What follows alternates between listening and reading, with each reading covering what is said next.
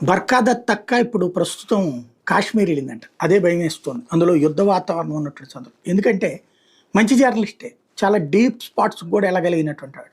కానీ దేశపు కోణం, జాతీయవాద కోణం లేకపోయినా పర్లేదు.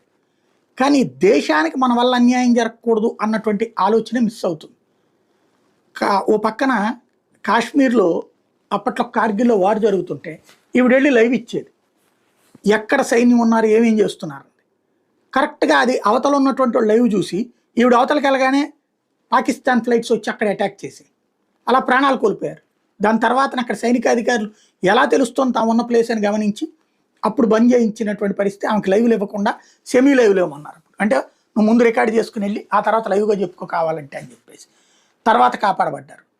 అలాగే ముంబైలో బాంబు పేలుళ్ళు జరుగుతున్నప్పుడు తాజ్ హోటల్ దిగ్బంధించినప్పుడు ఇదిగో అదిగో వస్తున్నారు చూసారా మా కమాండోలు